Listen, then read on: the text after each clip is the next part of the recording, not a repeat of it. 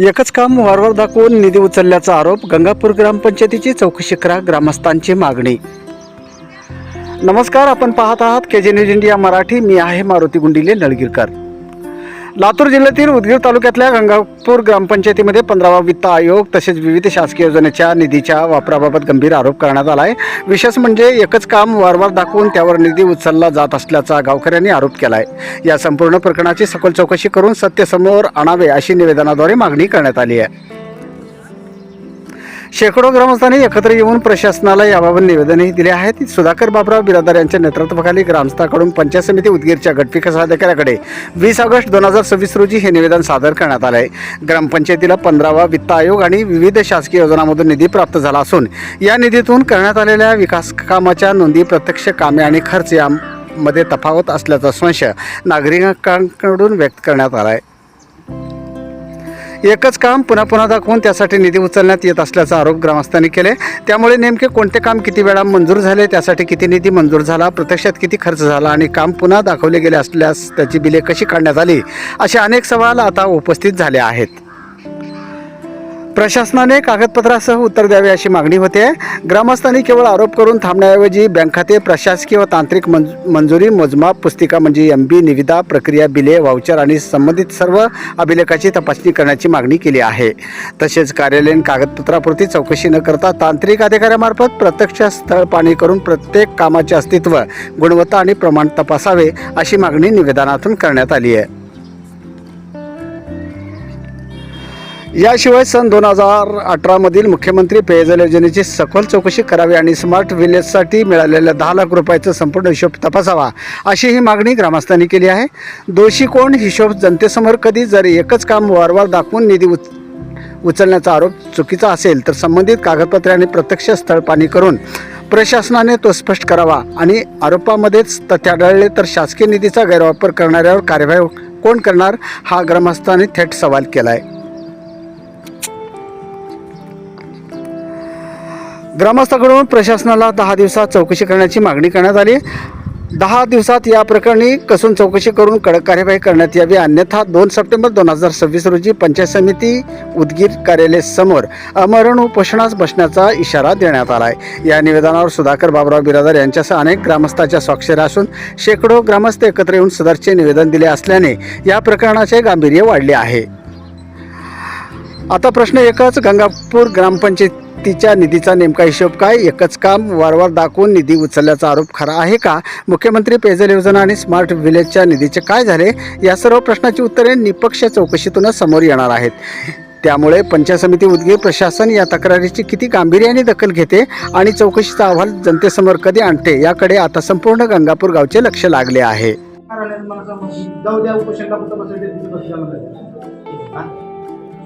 यांनी लिहून देतात की अजून कुठे बिलवून बसून म्हणतात काही नावाने. कसं नाही कसं आहे व्हिडिओ कॅमेरा करत असेल तुम्हाला थांबा 2 मिनिट बंद करा, साहेब बंद करा. या त्याचा एक काळजी घेतली होती आपण. नमस्कार, मी सुधाकर बाबुराव बिरादार, माजी सरपंच गंगापूर. 2017 पासून माझ्या गावच्या ग्रामपंचायतीचा अतिशय घाणेरडा अनागोंदी कार्यक्रम चालू आहे आणि या कार्यक्रमाला कुठे तर आळा बसला पाहिजे. मी शासनाकडं सतत 3 वर्षापासून आणि ग्रामसभेमध्ये सतत 3 ग्रामसभा झाल्या, पण एकही ग्रामसभा त्यांनी घेतला नाही, कुठला हिशोब दिला नाही.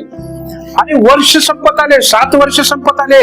यामध्ये शासनाने पाणी पुरवठ्यासाठी कोट्यावधी रुपये दिले शासनाचे. शासनाची काही चूक नाही, पण मधल्या भांडवलाची फार मोठी चूक आहे. हे भांडवल पैसे खाऊन गंड होऊन गेलेत. तर माझं म्हणणं हे आहे की बाबा ह्यांना हिशोब द्या, पण हे लोक हिशोब देत नाहीत. म्हणून माननीय BDO साहेबांना मी आज माझ्या गावचे 50 लोक, 100 लोक असतील, मी लोकांची काही संख्या मोजली नाही, पण आम्ही सर्वांनी जाऊन आज निवेदन दिलेलं आहे. आणि ग्रामसेवक एवढा मुजोर झालाय आणि सरपंच त्यापेक्षा मुजोर. आणि सरपंचाचा पती फार मोठा मजूर, लोकांना दमदाटी देणे किंवा ग्रामसभेमधून ग्रामसभा न होऊ देणे, लोकांना दिशाभूल करणे, तुम्हाला घरकुल देतो म्हणणे, म्हणजे असे प्रकार चालू आहेत आणि लोकांना खऱ्या लाभापासून वंचित ठेवत आहेत ही लोक. आता शोकांतिका गोष्ट आहे, मी 2000 ते 2005 या कालावधीमध्ये सरपंच होतो. माझं गाव त्या काळामध्ये सन 2003 मध्ये माझं गाव संत गाडगे बाबा ग्राम स्वच्छता अभियानामध्ये जिल्ह्यामध्ये प्रथम पारितोषिक विजेता गाव आहे. आदर्श गाव म्हणून माझं गाव होतं. या गावामध्ये लाखो करोडो रुपयाचा आता अपार झालाय, गैरव्यवहार झालाय, हा कारभार अनागोंदी चालू आहे. तर लोकांना मला आज या घडीला मला अशी माहिती आहे माझ्याप्रमाणे की एका आठवड्याला 5,000 रुपये मागते. मग ते ग्रामसेवकाला पुढी करून सरपंच घेतात किंवा सेवकाला पुढी करून लोकांकडून पैसे घेतात. पण या लोकांना कुठेतरी आळा बसला पाहिजे आणि मला वाटतंय खालीपासून वरपर्यंत मी 3 वेळा 2025 ला म्हणजे जवळजवळ 1.25 वर्ष झाला मी यांना माहितीचा अधिकार, मला माहिती द्या म्हणून सांगतोय. पण हे मुजोर अधिकारी, पंचायत समितीचे अधिकारी ह्या कोणीच आपली दखल घेत नाही. तर मला अशी हे वाटतंय की या लोकांची तात्काळ चौकशी होऊन या लोकांचं सूक्ष्म असं कारभाराचं मूल्यमापन करावं आणि जर ह्याच्यामध्ये दोषी आढळेल तर त्यांना कोणाला सोडू नये. माझ्या या 2 वर्षामध्ये 2.25 कोटी रुपये माझ्या गावाला आलेले आहेत. मला वाटतंय एक 50 पैशाचा या ह्याच्यावर नाही, एकाच रस्त्यावर 3 वेळा एमबीए झालेले आहेत आणि हे लोक ऐकते पैसे खायला शिकलेत. आणि ग्रामसेवक मी ग्रामसेवकाला विनंती केलो, तुमच्या भानगडी जास्त उललेत, तुम्ही बदली करून घ्या. पण त्या ग्रामसेवकाचा असा उद्देश आहे की मी जर बदली करून गेलं तर माझं हे कोणीतरी उकडल आणि माहितीच्या अधिकारामध्ये माझं माहिती होऊन जाईल. यासाठी मी तिला विनंती करून सुद्धा ती बदली करून घेत नाही आणि मुद्दाम पैसे खाण्यासाठी माझ्या गावामध्ये लोकांना पिण्याचं पाणी नाही साहेब. 2 वर्षापासून पिण्याचं पाणी मिळत नाही. तर माझ्या गावातल्या या ग्रामसभेच्या अगोदर महिलांनी स्वतः जाऊन पाईप तोडून आणले, ज्याची किंमत म्हणजे पाईप तोडले आणि पिण्याचं पाणी 2 वर्षापासून नाही. काय करते तो? फिल्टर गावाला आलं, फिल्टर सुद्धा गावामध्ये फिल्टर असून लोकांना पाणी नाही. माझं गाव 75% प्रायव्हेट बोरच्या ह्याच्यावरून शेतकऱ्याला पैसे देऊन पिण्यासाठी पाणी वापरतात आणि त्याच गोरगरिबाला तो शेतकरी पाणी देतो, फुकटात पाणी देतो. आणि ह्या लोकांनी अधिग्रहण केल्यात, पण अधिग्रहण अमक्याचा बोर केला, तमक्याचा बोर केला, कसलाच थांगपत्ता याने सांगितले नाही.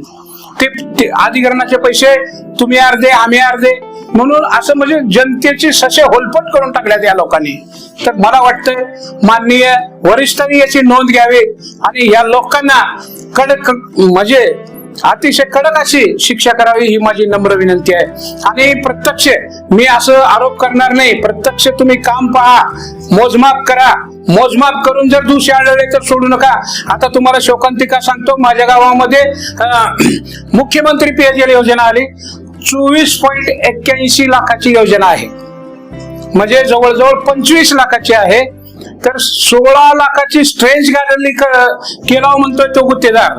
आणि पाण्याच्या टाकीला पहिलं पूर्वी जलस्वराज्य प्रकल्पातून पाण्याची टाकी बांधलेली आहे, त्याच पाण्याच्या टाकीला रंगरंगोटी करून त्याच्यावर मुख्यमंत्री पेयजल आणि ज्या पाण्याच्या टाक्याची क्षमता 30,000 होती तर या लोकांनी 35,000 लिटर केली. म्हणजे आम्हाला अशी शंका येते की ही टाकी न बांधता ही टाकी नवीन दाखवून हिच्यावर सुद्धा पैसे उचललेत. या सर्वांची शहानिशा हो. आणि आता 15व्या विभागातले रस्त्यावर रस्ते, माझं गाव छोटा असल्यामुळं दुसरे विकास कामं करता आले असते, पण या लोकांनी रस्त्याशिवाय दुसरा मार्ग नाही, ह्याच्यामध्ये यांना जास्तीत जास्त पैसे खाता येतात आणि एका रोडवर 3 एमबी आहेत. आजही सांगतो, दलित वस्तीचा पैसा अमाप पैसा आलाय. मला ह्या लोकांनी दाखवावं आणि सुरुवातीपासून 2017 पासून ग्रामसेवकांनी जिथं जिथं कामं झाल्या तिथं दाखवावं आणि 2026 ला रस्ते जर माझ्या गावातले उरले तर मला काय सजा द्यायचा ती द्या तुम्ही. पण ह्या लोकांनी बोगस दाखवून रस्त्यावर रस्ते केले आणि पैसे उचलले. तर या बाबतीत मला शासनाला एवढीच नम्र विनंती आहे की ताबडतोब या लोकांची चौकशी लावून आम्हाला दूध का दूध, पाणी का पाणी करून द्यावं, हीच गावकऱ्याच्या वतीनं माझी शासनाला नम्र विनंती राहील. धन्यवाद. KJ न्यूज इंडिया मराठीसाठी सहसंपादक अनंत कांबळे. व्हिडिओ पॅलेसला सबस्क्राईब करा आणि बेल आयकॉनवर क्लिक करायला विसरू नका.